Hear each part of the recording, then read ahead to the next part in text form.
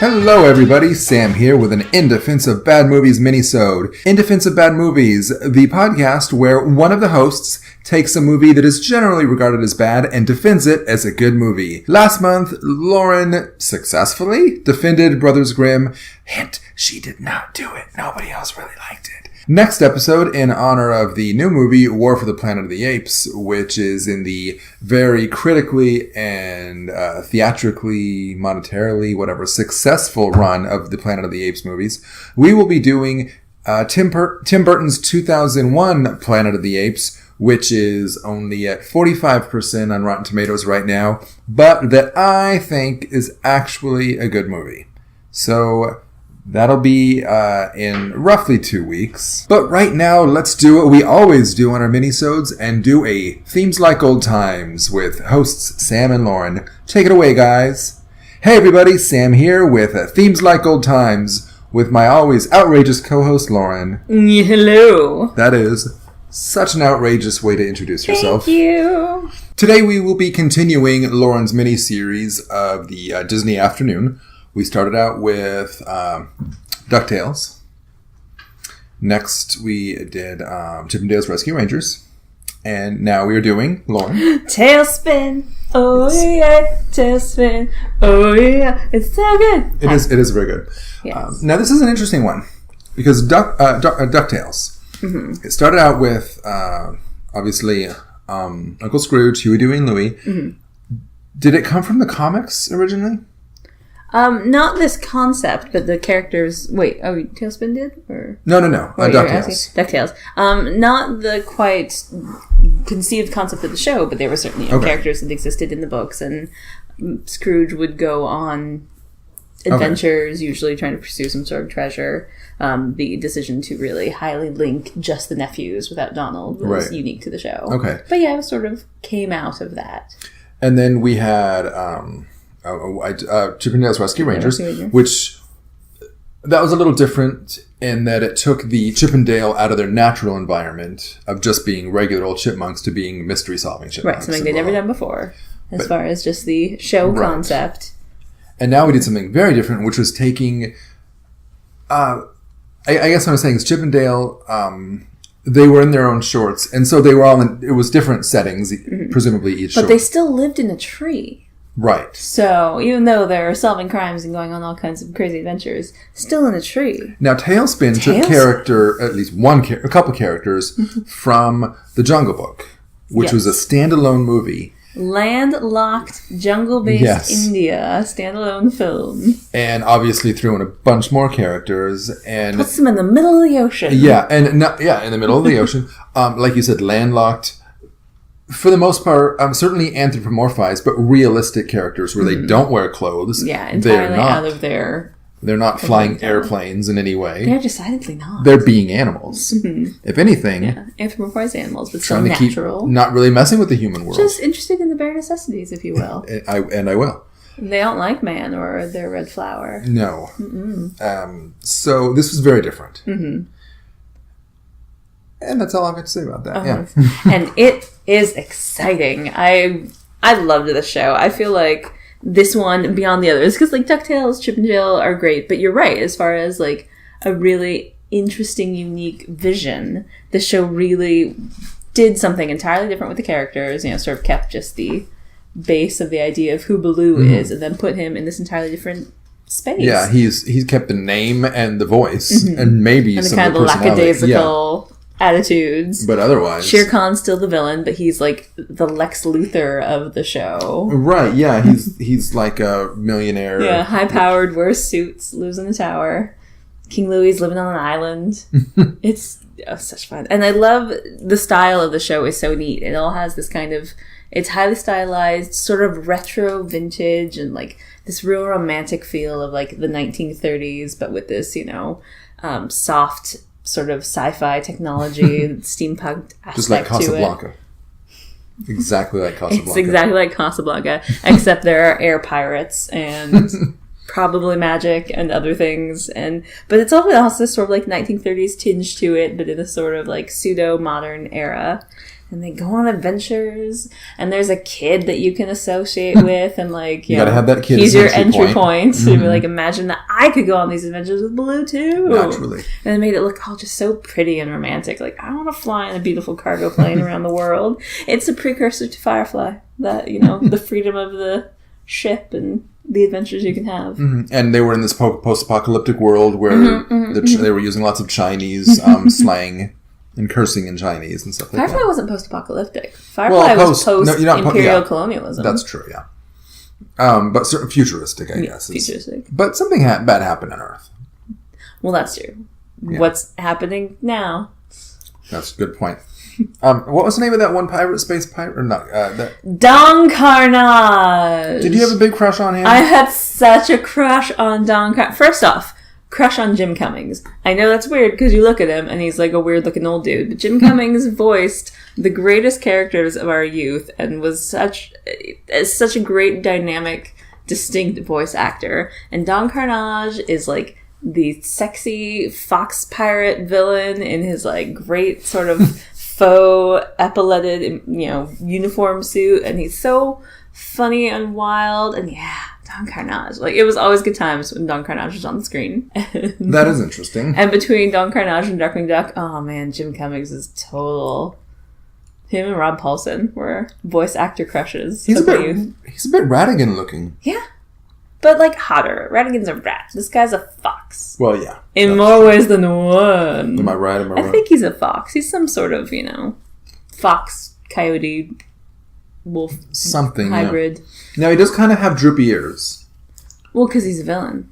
No, that's a good. Those are scheming ears. Oh, are they? Because when we've domesticated canines, their ears get floppier. That's right. That's a thing. Oh, so you think that I could tame him?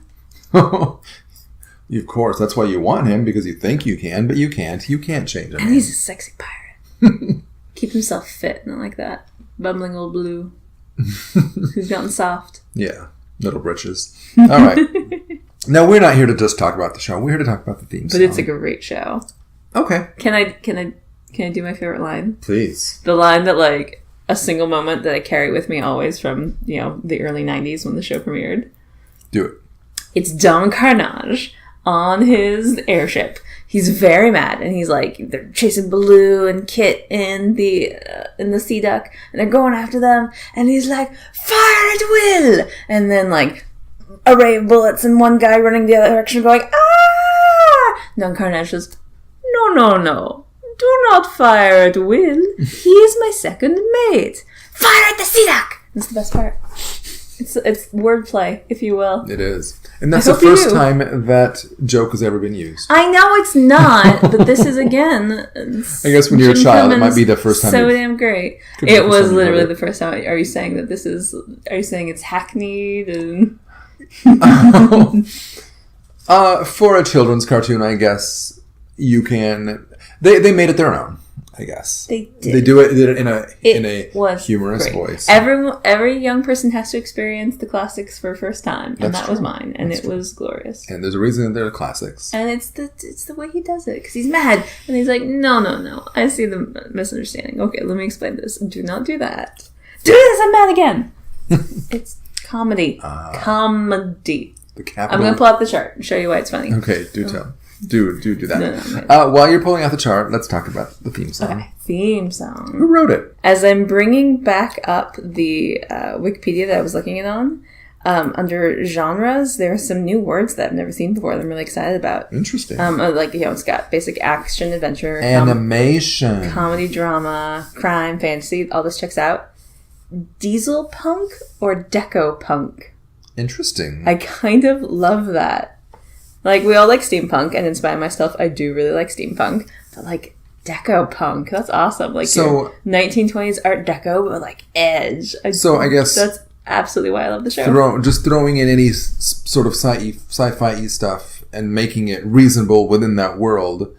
And a certain time, you just add that time period, and then punk, and then bam, wham, bam, thank you, ma'am, there it is. Well, it's gotta be punk. It can't just be anachronistic. It's gotta be punk. Is that what it is? Like, if we put something... if we made sci-fi stuff controlled by things in that area for biblical times, would it just be like Bible punk? Well, yes, because for the biblical era, that is quite punk. It's all contextual to what punk would be in that time period. For, like, example of TaleSpin, a lady wearing pants? That's punk! Deco punk. Shut up, don't run this for me. Okay. But the theme song, which you might be surprised to learn is titled Spin It.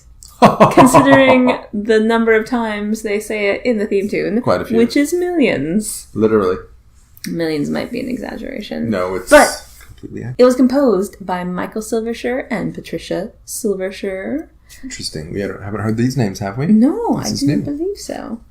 That explains why it has a very different sound. Mm-hmm. It does, and it is unique and distinct. Yes. I dig this song so much. Shall we watch the opening credits? Yes. Okay. Before we attempt to sing it, because there's so much going on. So we've got this sea duck flying through a storm. Beautiful, fake old plane. Yeah. And she's so pretty. She's yellow and red and she's like a big Tylenol. And she's got like those things so she can land on water. Mm-hmm. Then we have the characters shouting things, ostensibly the OEA, OEO. Oh yeah, oh yeah. So there's some of that Art Deco design that I like so much. Cape Suzette is the prettiest of Disney cities because it's right on the water. It's behind the big cliffs the sea duck has to like squeeze through to get home. Who's that lion maintenance man? That's their lion maintenance man. Is he from something? Just the character design? Yeah. I think he sort of is in the Disney vein of line design. I'm not sure if he's supposed to be one specific, but that's kind of what their lines look like. Who's that silly lion from this? Now, what is that thing he's riding on? Is that that thing was so cool. Is that like a hoverboard thing? It was like his airfoil or something. Kit Cloud Kickers. I don't know what his real name was. It's like Kit Smith. Kit Smith. His cool, I believe airfoil might be the right term. Okay. But, it was so cool. Like a hydrofoil, but for the air. Unfold it. Yeah. And it's, it would be impossible for any normal person to utilize. It really is. That's interesting that his name is Kit. Kit. And he had a thing very much like Kit and Kat of the Thundercats had something very similar to that. Kat had a similar kind of thing. Kit and Kat, yeah. Those were the twins. Thing to ride. Yeah, very similar. And it predates this, so you're starting to give me that sneaky, like, did they steal it look? But no, they absolutely did not. No, I just feel sad about my Thundercat ignorance. And TaleSpin had the coolest pilot. Because Kit's whole backstory was like he was with the bad guys, and then he like was won over by Baloo, who helped him out because he's just a sad, lonely kid who wants to be loved. By the way, I must correct myself. It is Wily Kit and Wily Cat. So, and here's an image of them. He's on it, but you can't really see it. But yeah, you'll have to just trust me. They had they were like little surfboards. I have not spent any time with Thundercats, and I feel guilty about it. I remember watching it when I was very, very little and having the sword and liking the sword. That was very little. Okay. We'll talk about Thundercats another time. Oh, do they have a good theme song? Yeah. Okay. Yeah. Oh yeah. So, what else do we have to say? The show debuted in 1990. Mm-hmm. It went on. So the third in the Disney afternoon. It was 65 episodes. Okay. I will say this. I know I watched some of it, but I don't think I really watched it that much. Well, you were missing out, my friend. Well, I also might have been a little bit older. It looks like it aired from 1990 to 1991. Then you throw that in syndication, and it airs forever. Exactly. Except for now, which I think is a horrible mistake. I do know the theme song, but I think I also know the theme song really well because it was on the aforementioned, The Music of Disney, a Legacy and Song 3-disc set that also had the DuckTales theme. Anything else to say about it before we get to singing it? I need to figure out where I can watch these. Doing this whole series has made me real nostalgic for this, and I want to revisit all these shows. And I know it's going to be like so many other things I've revisited where it's like, oh, yeah, I'm too old for this, and the style is kind of too cloying for me. But I don't care. I want to do it. I was in Target not too long ago, and I saw, I can't remember which one, but a DVD for one of these series, and I think it was like a best of, and I really considered getting it for you, but I didn't. So yeah, I wonder if it is actually streaming somewhere. That would be nice if it was just on Netflix, and if it's not, why not? If you can't get it anywhere, everything else is come on. Anyway, to the song. To the song. Now this might be kind of rough because there's instrumental bit. There's so how shall we just dive in and see what happens? Spin it. Let's begin it. Oh yeah. TaleSpin. Oh yeah. TaleSpin. Friends for life through thick and thin with another tale to spin. Oh yeah. TaleSpin. Oh yeah. TaleSpin. All the trouble we get in with another tale to spin. Spin it. Spin it again.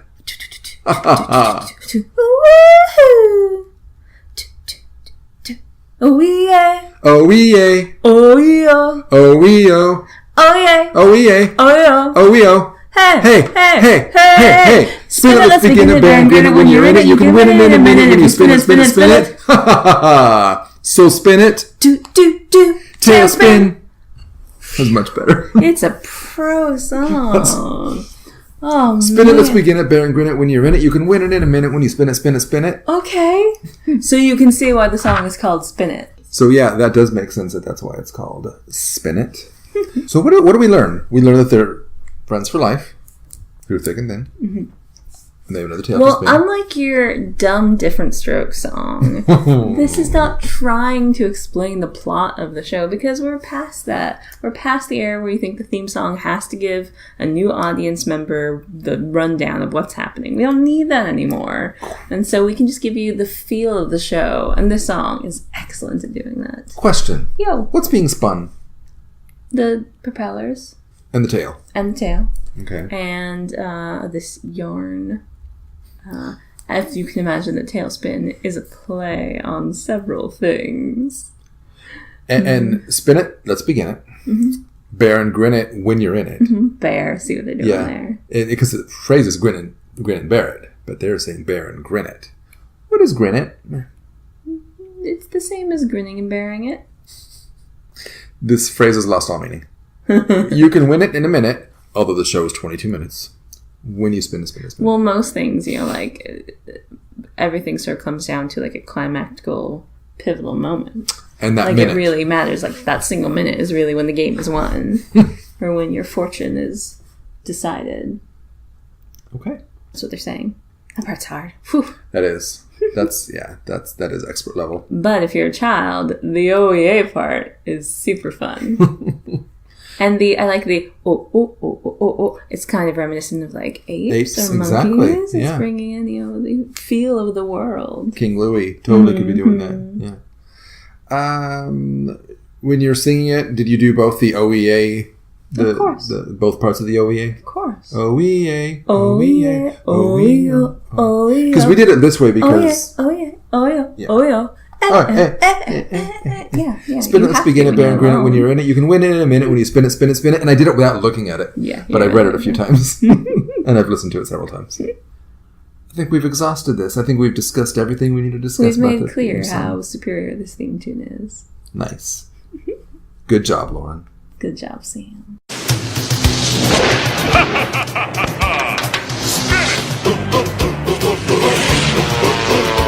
Let's begin.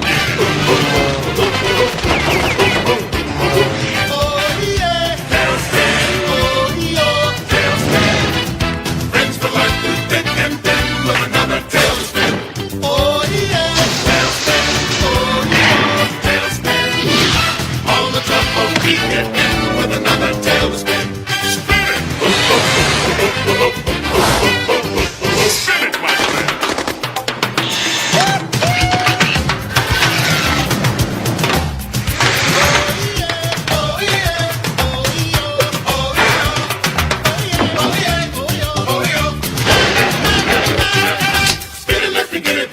You're in it, you can win it in a minute when you spin it.